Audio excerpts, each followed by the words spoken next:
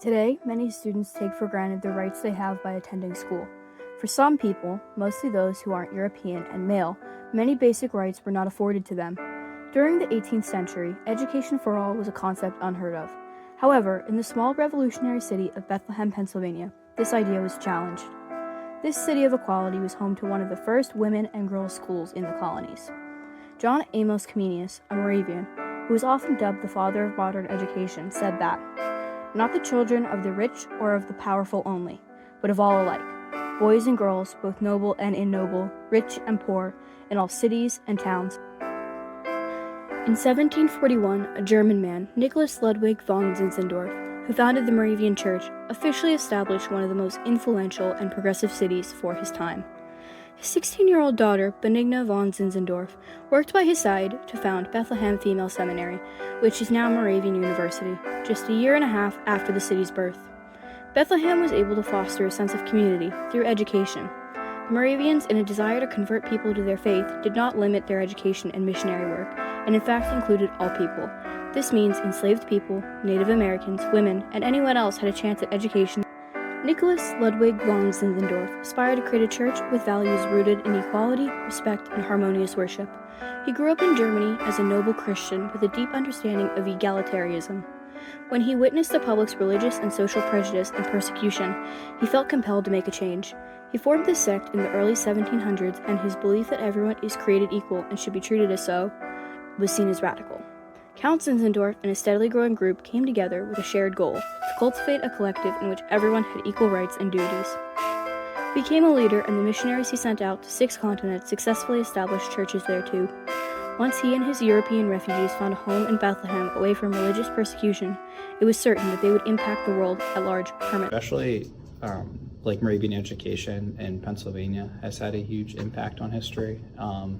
Early on, creating learning opportunities for young women. A lot of people from across the country sent their daughters to go to school here, politicians, judges, because there were no other real opportunities like that in the 1780s and then going afterwards. So once the Moravians broke away from the individualistic world around them, their society began to thrive.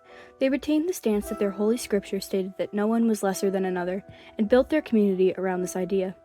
In early Bethlehem, every Moravian had a responsibility, and the community worked together peacefully to fulfill their shared duties in town. Their acceptance of and inclusion of women, indigenous people, and African Americans set them apart from the world around them. Benigna von Zinzendorf, the daughter of Count Zinzendorf, was just 16 years old when she had the sensational idea to institute a women's school. Inspired by her father's revolutionary ideals, Bethlehem Female Seminary, the school she founded, just happened to be the trailblazing way for women's rights. At this time, in 1742, it wasn't seen as necessary for women to be educated. Benigna's groundbreaking establishment gave many young women the chance to read and write, as well as learn arithmetic, study religion, and create art. The Moravian Church showed strength of character by standing behind women and their right to an education. The Moravians of Bethlehem defied traditional gender roles and understood their responsibility to the world in which they lived. Although the school went through many changes after its initial inception, the education of women was always a priority. By 1863, the college and seminary were authorized to grant students baccalaureate degrees, and Moravian was one of the first to grant this degree to a woman. By 1954, the male and female schools merged, further producing evidence of this college's progressive and inclusive nature. Just 4 years ago, the former Moravian College was renamed as Moravian University, now including 3 different schools. Contrary to all these extensive moves and a windy path of changes, the school's origin and values remain the same, to represent a welcoming and egalitarian environment. All of these facts tie back to Moravian. Local history is often overlooked when thinking about the parts of history that matter, but to all the women who were afforded an education through the Moravians, their lives were forever changed for the better. Their stories, although not famous, matter. Robert Kennedy once said, "Each time a man stands up for an ideal, or acts to improve the lot of others, or strikes out against injustice, he sends forth a tiny ripple of hope, and crossing each other from a million different centers of energy and daring.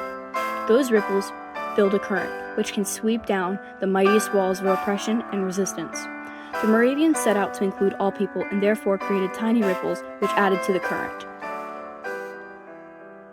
The Moravian community in Bethlehem, PA, is leaps and bounds ahead of other religious communities in the United States. They are known for their progressive education policies and unbiased acceptance of all people. These aspects of the Moravian community are integrated in the university even today, with them still outwardly advocating for equality in every sense. The school provides clear orders to staff and students to be non-discriminatory towards everyone at all times, and they are not lenient on this whatsoever. This community fosters a welcoming environment to all people, no matter any race, religion, sexual orientation. Apart as a community is their strong standing ideals. They make it a point to offer hospitality and place value on the principles of diversity, equity, and inclusion. The Moravians recognized the inherent right to education for all people and felt the responsibility to conduct this work. The effort continues today even in our tumultuous environment. Moravian continues to reaffirm their responsibility in providing education for all. Ultimately, the Bethlehem Moravians left behind a powerful legacy that continues to guide the ideals of the Moravian University community through inclusive education practices.